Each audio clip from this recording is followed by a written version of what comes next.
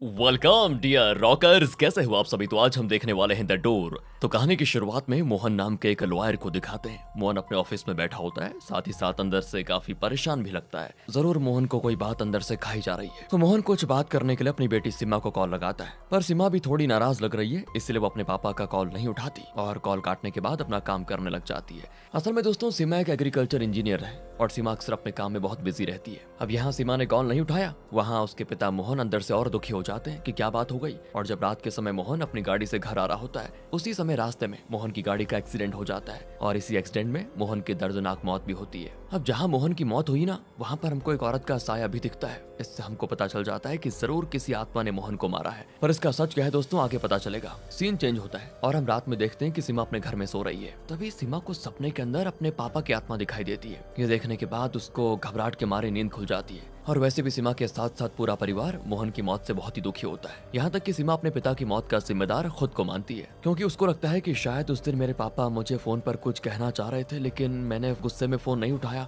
इसीलिए शायद उन्होंने कोई ऐसा कदम उठा दिया। क्योंकि दोस्तों इनको भी कंफर्म नहीं है कि एक्सीडेंट कैसे हुआ, क्या हुआ। अब हम सीमा के बॉस रघु को देखते हैं। रघु श्याम नाम के एम्प्लॉय से पूछता है कि आखिर सीमा इतने दिनों से काम पर क्यों नहीं आ रही है। असल में दोस्तों, मोहन के मरने के बाद सीमा अंदर से पूरी तरह टूट गई है और साथ ही साथ वो काम पर भी जाना छोड़ देती है। तो वहाँ श्याम रघु को बताता है कि जब से सीमा गई है तब से हमारा प्रोजेक्ट पूरी तरह से बंद पड़ गया है। सीमा ने एक बिल्डिंग बनाने का प्रोजेक्ट अपने हाथ में लिया था, पर मोहन के गुजरने के बाद वो प्रोजेक्ट बीच में छोड़कर चली गई है। अब थोड़े टाइम के बाद श्याम सीमा को कॉल करके कहता है, आखिर तुम ऑफिस क्यों नहीं आ रही हो और कब तक घर में बैठी रहोगी। सीमा भी धीमी आवाज में कहती है कि देखो, अब से मैं ऑफिस नहीं आऊंगी। और यहाँ सीमा की बातों से श्याम समझ जाता है कि सीमा अभी भी अपने पापा को भुला नहीं पाई। दूसरी तरफ घर में सीमा की मॉम कहती है, तुम्हें काम पर वापस चले जाना चाहिए बेटा, कब तक ऐसे रहोगी घर में बैठे बैठे, काम में मन लगेगा तो और चीजें भूल जाओगी। इस तरह सीमा की मॉम सीमा को काफी समझाने की कोशिश करती है, पर सीमा उनकी बात मानने को तैयार नहीं है। उधर सीमा की छोटी बहन नेहा भी अपनी मॉम से कहती है कि माँ, पापा के जाने का दुख सीमा अभी तक भुला नहीं पाई और हमें सीमा को उसके हाल पे छोड़ देना चाहिए।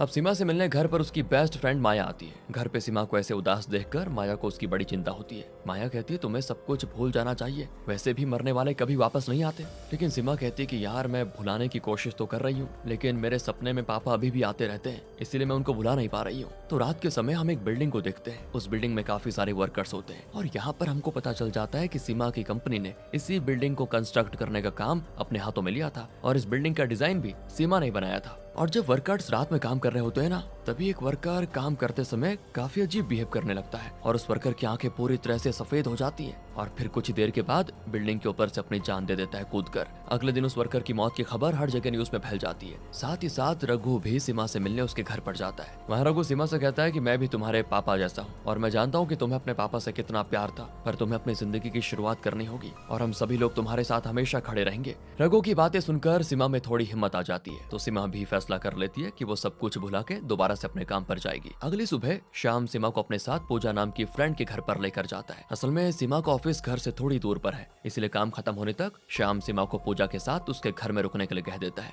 लेकिन पूजा सीमा को देखकर अंदर से खुश नहीं होती, क्योंकि पूजा को अपने घर में कोई दूसरा आदमी बिल्कुल भी अच्छा नहीं लगता। मगर श्याम के कहने पर पूजा सीमा को घर में रहने की इजाजत दे देती है। फिर जब सीमा अपने ऑफिस जाती है तो वहाँ रघु सीमा को वापस देखकर बहुत खुश होता है और उससे कहता है कि अब तुम वापस आ गई हो तो हम लोग जल्दी इस प्रोजेक्ट को खत्म कर देंगे और देखो, अगर तुम्हें किसी भी चीज की जरूरत हो तो मुझे बता देना। इसके बाद सीमा ऑफिस में अपने काम पे लग जाती है। दोस्तों, फिर कुछ देर के बाद क्या होता है कि श्याम सीमा से आकर कहता है कि मुझे तुमसे एक मदद चाहिए और क्या तुम मेरी जगह प्रोजेक्ट के कॉन्ट्रैक्टर से मिलने चल पाओगी, क्योंकि आज मुझे किसी जरूरी काम से कहीं बाहर जाना है। तो सीमा भी उसकी बात मानकर खुद बिल्डिंग के कॉन्ट्रैक्टर से मिलने चली जाती है। और जब सीमा कार में जा रही होती है, उसी समय कार के ड्राइवर को हॉस्पिटल से कॉल आता है। हॉस्पिटल वाले ड्राइवर को कहते हैं कि आपकी बीवी का कुछ घंटों के बाद डिलीवरी होने वाली है, इसलिए आप जल्दी हॉस्पिटल आ जाइए। तो ये सुनने के बाद कार ड्राइवर सबसे पहले सीमा को कॉन्ट्रैक्टर के पास छोड़ देता है और ये कहकर निकल जाता है कि मुझे जरा काम है, हॉस्पिटल में जाना है, मैं जल्दी आपको लेने आ जाऊंगा। इतना कहने के बाद वो निकल जाता है हॉस्पिटल के लिए। तो अब सीमा वहाँ कॉन्ट्रैक्टर से बात कर रही होती है। उधर कॉन्ट्रैक्टर सीमा से कहता है, मैडम, बिल्डिंग बनाने के लिए हमारा मटेरियल कॉस्ट 40% तक जा रहा है और इस वजह से मुझे काफी लॉस हो रहा है, इसीलिए हमें बिल्डिंग बनाने के लिए ज्यादा पैसों की जरूरत होगी। तो सीमा कहती है, आपको इस बारे में रघु से बात करनी पड़ेगी।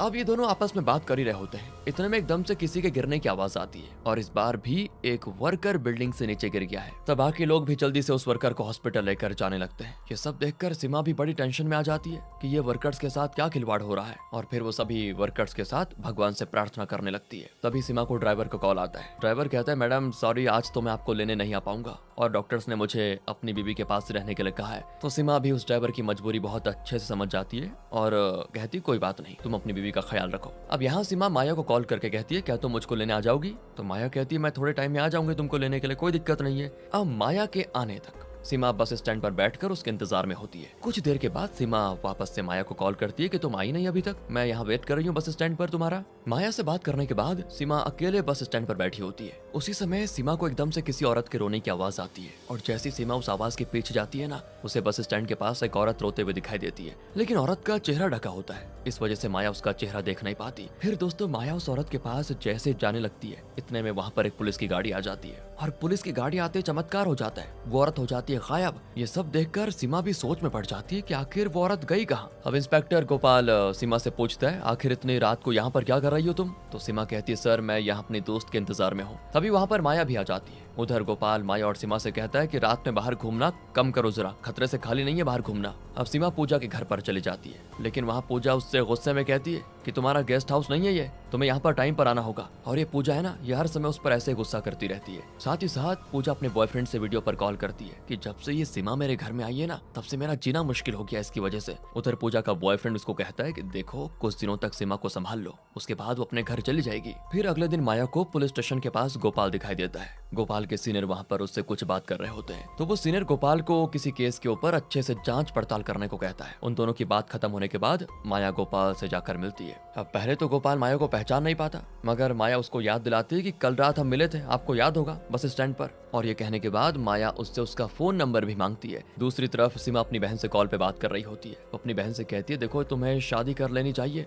पर अब बड़ी बहन के रहते आखिर छोटी बहन कैसे शादी करेगी? इसलिए नेहा उसे कहती है कि जब तक तुम शादी नहीं करोगी तब तक मैं भी शादी नहीं करूंगी। अगले दिन सीमा ऑफिस जाती है और ऑफिस में रघु और कॉन्ट्रैक्टर प्रोजेक्ट के बारे में डिस्कशन कर रहे होते हैं। असल में कॉन्ट्रैक्टर रघु से कहता है, अगर हमें प्रॉफिट चाहिए तो हमें बिल्डिंग में से पार्क और टेम्पल को हटाना होगा, जिससे हमें अच्छा खासा प्रॉफिट हो सकता है। तो इतने में सीमा कहती है कि देखो अगर हम पार्क और टेम्पल को गायब करेंगे तो उस जगह का कोई फायदा नहीं होगा और हर आदमी बड़ी उम्मीद के साथ घर खरीदता है। अगर हम पार्क हटा देंगे तो सभी बच्चे कहाँ खेलेंगे? साथ ही साथ मंदिर भी बिल्डिंग में बहुत जरूरी होता है। यहाँ रघु को भी सीमा की बातें बड़ी अच्छी लगती है। तब सीमा रघु से कहती है, आप टेंशन मत लीजिए, हम लोग कोई ना कोई सोल्यूशन जरूर निकाल लेंगे। इतना कहने के बाद सीमा वहीं पूजा के घर में आ जाती है फिलहाल रहने के लिए। घर पर यहाँ निशा नाम की एक नौकरानी भी होती है जो काफी समय से यहाँ पर है। तभी सीमा भी थोड़ा फ्री होकर अपनी माँ से बात करती है। उसकी माँ को भी बड़ी खुशी होती है कि चलो बेटी अपने काम पे फोकस कर रही है और पुरानी बातों को भुला रही है। तभी घर में आ जाती पूजा, तो पूजा सीमा को घर की डुप्लीकेट कीज देती है। फिर रात के समय पूजा अपने बॉयफ्रेंड से वीडियो कॉल करती है, लेकिन साथ ही साथ पूजा छत पर किसी दूसरे लड़के के साथ भी बातें कर रही होती है। इससे हमें पता चल जाता है कि पूजा अपने बॉयफ्रेंड को धोखा देकर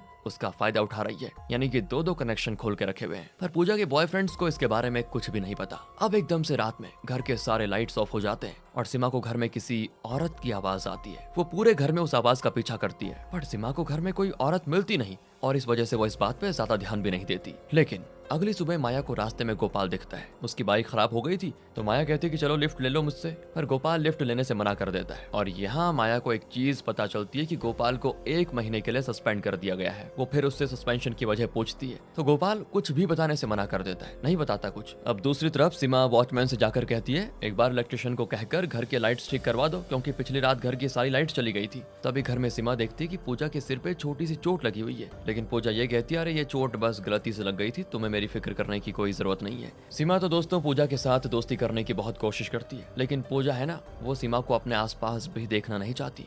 रात में पूजा अपने कमरे में सोई होती है, तभी एक आत्मा पूजा के शरीर में घुस जाता है या घुस जाती है, पता नहीं किसकी आत्मा है। और फिर वो आत्मा पूजा के शरीर में घुसकर पूजा का सिर दीवार पर मारने लग जाता है, जिस वजह से पूजा के सिर से खून निकलता है। और अगली सुबह जब सीमा पूजा की ऐसी हालत देखती है तो उसको अंदर से बहुत घबराहट भी होती है कि ये हो क्या रहा है। तो सीमा जल्दी से डॉक्टर को बुलाती है। उधर डॉक्टर सीमा से कहती है कि जब तक पूजा ठीक नहीं हो जाती तब तक आपको पूजा को अच्छे से ध्यान रखना होगा, वरना दिक्कतें हो जाएंगी। डॉक्टर की बात मानकर सीमा पूजा का बहुत अच्छे ख्याल रखती है और पूजा को भी अपनी गलती का एहसास हो जाता है। धीरे धीरे पूजा और सीमा एक दूसरे के काफी अच्छे दोस्त बन जाते हैं। दोनों एक साथ खुशी खुशी रहते हैं। साथ ही साथ सीमा पूजा का बर्थडे बड़ी धूमधाम से मनाती है। अब आगे की बात है दोस्तों, सीमा एक दिन अपने ऑफिस में काम कर रही होती है। तभी सीमा को ऑफिस में एक छोटी बच्ची की आत्मा दिखाई देती है। वो बच्ची की आत्मा बहुत दुखी लगती है, पर यहाँ सीमा को अपनी आंखों पर विश्वास नहीं होता कि मैं आत्मा को देख पा रही हूँ। थोड़े टाइम के बाद वो आत्मा एकदम से गायब हो जाती है। यहाँ घर में पूजा जब अपने कमरे में जाती है तो उसी समय उसके कमरे की लाइट्स ऑन ऑफ होने लगती हैं और फिर ये देखकर उसके डर के मारे हालत खराब, डर डर के पूजा भागते हुए कमरे के बाहर आ जाती है। लेकिन तभी वो दरवाजा अपने आप बंद हो जाता है। जैसे ही पूजा चिल्लाती है तो उसकी आवाज को सुनकर सीमा उसको बचाने के लिए वहां जाती है और फिर उसको आराम से कमरे के बाहर लेकर आती है। पूजा कहती है कि देखो, मैं काफी टाइम से इस घर में रह रही हूँ, पर आज से पहले मेरे साथ ये कभी नहीं हुआ। पूजा फिर सीमा को अपने पेरेंट्स के बारे में बताती है कि वो बचपन में ही मुझे छोड़कर चले गए थे, तब से मैं अकेली हूँ। फिर सीमा भी अपनी बातें शेयर करती है कि मेरे डैड भी मुझे शादी के लिए कॉल कर रहे थे एक बार, मतलब वो मेरी शादी करवाना चाह रहे थे, पर मैं उस समय शादी नहीं करना चाहती थी, इसलिए मैंने गुस्से में अपने पापा का फोन नहीं उठाया और फिर उसके बाद ही हमें पता चला कि उनका एक्सीडेंट हो गया है। यहाँ पूजा से बात करने के बाद सीमा अपने कमरे में सोने चली जाती है और सपने में सीमा को एक औरत और एक बच्ची की आत्मा दोबारा दिखती है। तभी सीमा के रूम में पूजा और माया आ जाते हैं और ये माया सीमा से मिलने के लिए आई होती है। तो सीमा यहाँ पर उन दोनों को सारी बातें बताती है कि देखो, मुझे कुछ दिनों से आत्माएं दिखाई दे रही हैं। अब पहले तो माया को उसकी बातों पर यकीन नहीं होता, पर पूजा के भी सेम चीज कहने के बाद माया को थोड़ा थोड़ा विश्वास हो ही जाता है। अब माया असलियत का पता करने के लिए शिव नाम के एक आदमी को लेकर आती है और ये शिव को भूत प्रेतों के बारे में बहुत ज्ञान होता है। इसके बाद शिव को भी उनके घर में किसी आत्मा के होने का एहसास होता है। तो शिव फिर उनसे पूछता है ये कहाँ से शुरू हुआ, कैसे तुमको ये चीजें दिखाई देने लगी। तब सीमा बताती है ये सारी चीजें बस स्टैंड से हुई थी, क्योंकि पहली बार वहाँ पर मैंने एक औरत को देखा और वो अचानक कहीं गायब हो गई। एक और सरप्राइजिंग बात यहाँ पर होती है दोस्तों, सीमा जब उनको उस बस स्टैंड के पास लेकर जाती है ना, तो वहाँ पर पता चलता है कि यहाँ तो कोई बस स्टैंड है ही नहीं था। सीमा बिल्कुल शॉक होकर सोच में पड़ जाती है कि आखिर वो बस स्टैंड गया कहाँ जहाँ मैं उस दिन खड़ी थी। फिर वो माया को उस जगह के बारे में डिटेल्स निकालने के लिए कहती है। माया को पता चलता है कि काफी साल पहले वो जगह के मालिक दो भाई थे, पर उन दोनों की भी मौतें हो गई थी और तब से उस रोड पर कई सारे लोगों की मौतें होने लगी। सीमा तो ये सुनने के बाद हो जाती है हैरान कि फिर वो बस स्टैंड क्या था। और अब सीमा की मदद करने के लिए माया गोपाल को बुलाती है। गोपाल तो कहता है कि मुझे भूत प्रेत में विश्वास तो नहीं है, पर तुम्हारी मदद मैं करूंगा। अब गोपाल उस जगह पर हुए सभी एक्सीडेंट्स की फाइलें चेक करता है तो उसे पता चलता है कि उस जगह पर एक औरत की भी मौत हुई थी, पर उस औरत के बारे में किसी को भी कुछ पता नहीं था। जिसके बाद ये बात गोपाल सीमा को बताता है और सीमा भी उस औरत के बारे में जानना चाहती है कि वो है कौन। तो वो उस जगह के बारे में और जानकारी हासिल करने लगती है। ऑफिस में श्याम सीमा को बताता है कि उस जगह पर बिल्डिंग बनाने से पहले एक मंदिर था, जिस मंदिर को बाद में हम लोगों ने गिरा दिया था। तो उस जगह के बारे में रघु सर को जरूर पता होगा। दूसरी तरफ सीमा घर में शिव से बातें कर रही होती है, तभी एकदम से सीमा को शिव के पीछे अपने पापा और उस औरत की आत्मा दिखाई देती है। सीमा के फिर डर के मारे हालत खराब और वो समझ जाती है कि जरूर ये आत्मा कुछ बताना तो चाहती है हमको, लेकिन वो ये बात भी नहीं समझ पा रही है कि उसके पापा और उस औरत का कनेक्शन क्या है। तो सीमा घर पर अपने पापा की फाइल्स चेक करती है और सीमा को उस जगह की फोटो मिलती है। वो फोटो वो जल्दी से माया और गोपाल को भी भेज देती है। माया और गोपाल वो फोटो लेकर एक बहुत ही पुराने फोटो शॉप में पूछताछ करने चाहते हैं। वहाँ वो शॉप का ओनर उनसे कहता है कि शायद से ये फोटो मेरे पापा ने खींची होगी, मुझे इसके बारे में ज्यादा कुछ नहीं पता। इसके बाद गोपाल उस फोटो वाले को उन दोनों भाइयों की फोटो भी दिखाता है जिनकी एक्सीडेंट में मौत हो गई थी। तो फोटो वाला कहता है कि सर, ये दो नहीं बल्कि तीन भाई थे और ये तीनों उस जगह के मालिक भी थे। इतना कहने के बाद वो आदमी गोपाल को उन तीनों भाइयों की फोटो देता है। फिर माया भी कॉल करके सीमा को उन तीनों भाइयों के बारे में बताती है। अगले दिन सीमा भी उस जगह के बारे में जानने के लिए रघु के पास जाती है। तो रघु उसे कहता है कि सबसे पहले वो जगह एक औरत के नाम पर थी, पर अब वो जगह के ओनर बाहर देश में रहते हैं और मुझे भी उस औरत के बारे में ज्यादा कुछ नहीं पता। फिर दोस्तों सीमा गोपाल से जाकर कहती है कि अगर हमने उस औरत के बारे में पता कर लिया तो हमें आगे की पहली भी पता चल जाएगी। गोपाल कहता है कि मुझे उस औरत के फाइल में कुमार नाम के एक ऑफिसर के बारे में पता चला है और उस औरत के एक्सीडेंट केस को ऑफिसर कुमार ने हैंडल किया था। तो अगले दिन वो लोग कुमार से मिलने जाते हैं, पर अब तक कुमार काफी बूढ़ा हो गया है। वहाँ कुमार उनको बताता है कि उस जगह पर पहले एक विधवा औरत अपनी बेटी के साथ रहती थी और उस औरत का नाम माधुरी था। वो दोनों माँ बेटी बहुत ही खुशी खुशी रहा करते थे, पर एक दिन माधुरी को राम नाम के एक आदमी से प्यार हो जाता है और राम माधुरी का उम्र भर साथ देने का वादा भी करता है। तो माधुरी अपना घर बेचकर राम के साथ किसी दूसरी जगह जाने का फैसला कर लेती है। इसलिए माधुरी नील, नितिन, मुकेश नाम के तीन भाइयों को अपना घर बेच देती है। मगर राम की बुरी नजर माधुरी के पैसों के ऊपर थी और राम लालच में आकर माधुरी के सारे पैसे लेकर भाग जाता है। और जब ये बात माधुरी को पता चलती है तो माधुरी ये धोखा बर्दाश्त नहीं कर पाती और दुखी होकर आत्महत्या कर लेती है। लेकिन दोस्तों, अब कुमार की इन बातों पर सीमा को पूरी तरह से यकीन नहीं होता। सीमा ये बात भी जानना चाहती है कि आखिर उसके पापा का माधुरी से कनेक्शन क्या है, और ये सभी चीजों का जवाब सिर्फ माधुरी का आशिक वो राम ही बता सकता है। फिर दूसरी तरफ हम रात में कुमार को देखते हैं। कुमार अपने कमरे में बैठा होता है। इतने में कुमार के कमरे की लाइट्स भी ऑन ऑफ होने लग जाती हैं और कुमार को किसी औरत के रोने की आवाज आती है। कुमार समझ जाता है कि माधुरी की आत्मा उसको मारने के लिए आ गई है। इसी वजह से कुमार वहां से भागने की कोशिश करता है, पर माधुरी की आत्मा उसको जान से मार डालती है। अब हम सीमा, गोपाल, माया और शिव को देखते हैं और वो चारों माधुरी के पोस्टमार्टम फाइल को चेक कर रहे होते हैं। फाइल के अंदर से उनको सत्यम नाम के एक डॉक्टर के बारे में पता चलता है। असल में सत्यम ने ही माधुरी का पोस्टमार्टम किया था, मतलब उसकी रिपोर्ट बनाई थी। इसलिए वो लोग उससे पूछताछ करने उसके घर जाते हैं। मगर ये सत्यम है ना, शराब पीने का बहुत आदी है और हर समय नशे में होता है। उसकी वाइफ और बेटे की भी मौत हो गई है और तब से सत्यम उनकी याद में काफी दारू पीता है। वहाँ वो लोग उससे माधुरी के बारे में पूछते हैं, लेकिन उसको माधुरी के बारे में कुछ भी याद नहीं होता, तो वो गुस्से में उनको घर से निकाल देता है। अब जैसे ही वो लोग वहाँ से निकलते हैं ना, और ये सत्यम बैठकर ड्रिंक कर रहा होता है, तभी सत्यम एकदम से माधुरी की आत्मा को देखता है। उसको देखकर वो बिल्कुल होश में आ जाता है और अपनी जान बचाने की बहुत कोशिश करता है, लेकिन माधुरी की आत्मा उसकी भी जान ले लेती है। दोस्तों, अब आप सोच रहे होंगे कि आखिर माधुरी की आत्मा ने सत्यम और कुमार को क्यों मारा। इसका जवाब बहुत बढ़िया आपको आगे मिल जाएगा। सीमा और गोपाल भी कुमार और सत्यम की मौत की खबर सुनकर हैरान होते हैं। उनको इस बात पर विश्वास नहीं होता, क्योंकि 2 दिन पहले ही वो दोनों से मिले थे। सीमा बड़ी टेंशन में बैठी होती है, क्योंकि ये केस और भी उलझ रहा है। तब एक ऑफिसर गोपाल को आकर बताता है कि सर, आपको राम के बारे में रवि नाम का एक आदमी बता सकता है। रवि राम को बहुत ही अच्छे से जानता है, क्योंकि वो दोनों जेल में एक साथ रहते थे। साथ ही साथ वो गोपाल को रवि का एड्रेस भी देता है। फिर ये लोग रवि के घर पर जाते हैं, मगर उन्हें वहाँ रवि का बड़ा भाई मिलता है। वो बताता है कि जेल से छूटने के बाद रवि किसी जॉर्ज नाम के आदमी के साथ घर आया था और वो हमेशा से खुद की कोई दुकान खोलना चाहता था। इसलिए जॉर्ज ने रवि की दुकान खोलने में उसकी मदद करने का वादा किया, पर उसके कुछ दिनों के बाद ही रवि की मौत हो गई। इसके बाद दोस्तों, वो लोग गाँव के लोगों से जॉर्ज के बारे में पूछताछ करने लग जाते हैं, पर कोई भी उनको जॉर्ज के बारे में नहीं बता पाता। और वहाँ के लोग जॉर्ज को अपना मसीहा भी मानते हैं, क्योंकि जॉर्ज ने वहाँ के लोगों के लिए बहुत कुछ किया होता है। इसी वजह से सीमा सोच में पड़ जाती है कि अब जॉर्ज को कैसे ढूंढा जाए। सीमा अपने होटल जा रही होती है। इतने में सीमा के पास होटल का मैनेजर आता है, तो सीमा उस मैनेजर से ही पूछ लेती है जॉर्ज के बारे में। तो मैनेजर बताता है, जॉर्ज सर अभी हमारे होटल के अंदर ही बैठे हुए हैं। तो सीमा तो भागते भागते सीधे जॉर्ज से मिलने जाती है, लेकिन जैसे वो जाती, उसके पहुंचने से पहले जॉर्ज गाड़ी में बैठकर अपने घर के लिए निकल जाता है। साथ ही साथ सीमा भी जॉर्ज के पीछे लग जाती है। अब कुछ देर पीछा करने के बाद आखिरकार वो जॉर्ज के घर पहुंच जाती है। दूसरी तरफ हम गोपाल को देखते हैं। गोपाल शिव और माया से कहता है कि सीमा ने ही सत्यम और कुमार को मारा है। ये क्या बातें बोल रहा है यार ये। गोपाल आगे कहता है, सीमा के मिलने से पहले वो दोनों जिंदा थे, पर उसके बात करने के बाद ही वो दोनों की मौत हो गई, इसलिए मेरा पूरा शक सीमा के ऊपर है। लेकिन उधर शिव गोपाल को बताता है कि ये सब माधुरी की आत्मा ने किया है और वो आत्मा सीमा के जरिए सत्यम और कुमार तक पहुंचना चाहती थी, और जरूर माधुरी का कुमार और सत्यम से कोई ना कोई कनेक्शन तो है। इतने में गोपाल को एक ऑफिसर का कॉल आता है और वो गोपाल से कहता है कि सर, मुझे राम की फोटो मिल गई है।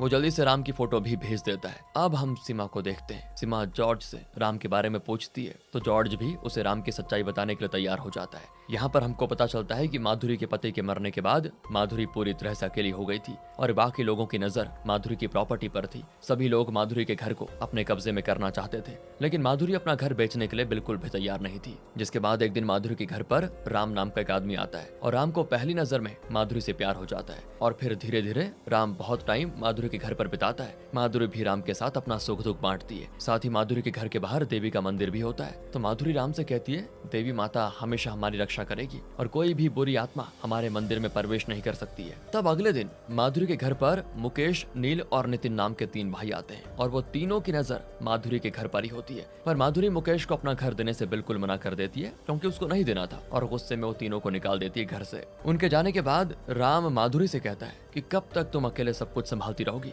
मैं तुमसे प्यार करता हूँ, हमेशा तुम्हारे साथ रहना चाहता हूँ। सुनकर माधुरी बड़ी हैरान होती है और मन ही मन वो राम से भी प्यार करने लग जाती है। माधुरी की बेटी को भी राम पसंद होता है। फिर माधुरी राम से कहती है, मैं अपनी बेटी की खुशी के लिए तुमसे शादी करने को तैयार हूँ। इतना कहने के बाद वो दोनों एक दूसरे को गले लगा लेते हैं। फिर दोस्तों, उसी समय वहाँ पर वो तीनों भाई आ जाते हैं और वो तीनों राम से कहते हैं, अगर तुम माधुरी की मदद करोगे तो हम लोग तुम्हें जान से मार डालेंगे, इसलिए सावधान रहना। मुकेश की बातें सुनकर राम अंदर से बड़ा डर जाता है और वो घबराते हुए मुकेश से कहता है, मैं माधुरी से प्यार नहीं करता, मैं बस यहाँ माधुरी की प्रॉपर्टी के पेपर्स चुराने के लिए आया हूँ। ये बातें माधुरी को भी पता चल जाती है और वो गुस्से में राम को घर से निकल जाने के लिए कहती है। लेकिन तभी वो लोग माधुरी की बेटी को पकड़ लेते हैं और साथ ही साथ माधुरी को धमकी भी देते हैं कि अगर तुमने अपनी प्रॉपर्टी हमारे नाम नहीं की तो तुम्हारी बेटी को जान से मार डालेंगे। अब अपनी बेटी की जान बचाने के लिए माधुरी अपनी प्रॉपर्टी मुकेश के नाम कर देती है। प्रॉपर्टी मिलने के बाद मुकेश माधुरी और उसकी बेटी को जान से मार डालता है और जब ये बात इंस्पेक्टर कुमार को पता चलती है तो वो भी माधुरी के मर्डर को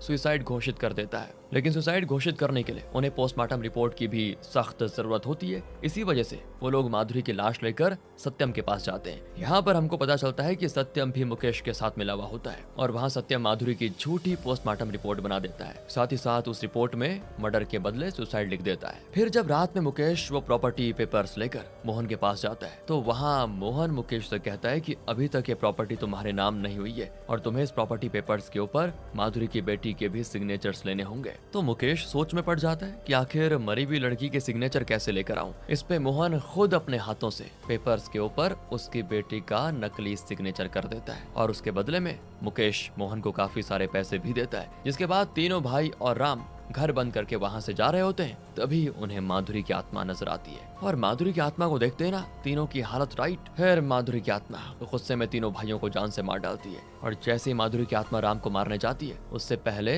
राम उस देवी के मंदिर में घुस जाता है, जिस वजह से माधुरी की आत्मा राम का कुछ नहीं बिगाड़ पाती और मौका मिलते ही राम वहाँ से अपनी जान बचाकर भाग जाता है। अब दोस्तों प्रेजेंट में सीमा जॉर्ज से सारी बातें कर रही होती है। इतने में गोपाल सीमा को राम की फोटो भेजता है और वो फोटो देखने के बाद सीमा के पैरों तले जमीन खिसक जाती है क्योंकि वो फोटो किसी और की नहीं बल्कि जॉर्ज की है और असल में जॉर्ज ही राम था और जॉर्ज अपना नाम बदल कर रह रहा था। सीमा की सच्चाई जानने के बाद राम सीमा को जान से मारने की कोशिश करता है। तभी वहाँ पर गोपाल और बाकी लोग भी आ जाते हैं, जिसके बाद राम उनसे बचकर वहाँ से भागने लगता है। लेकिन आखिर में राम को जंगल के अंदर दिखती है माधुरी की आत्मा और माधुरी की आत्मा को देखते ही वो समझ जाता है मेरा अंत निकट है। फिर उसकी आत्मा उसे बेरहमी से मार डालती है। सीमा भी अपने पापा की सच्चाई जानकर बहुत दुखी होती है क्योंकि सीमा ने कभी नहीं सोचा था कि पैसों के बदले मेरे पापा इस तरह फेक साइन करेंगे कभी। इसी वजह से माधुरी की आत्मा ने उन तीनों को जान से मार दिया और उसके पापा को भी। यहीं पर ये मूवी खत्म हो जाती है। बाकी दोस्तों आप बताइए मूवी कैसी लगी। वीडियो अच्छी लगी हो तो लाइक करें, चैनल को सब्सक्राइब ध्यान रखिएगा अपना। Thanks for watching.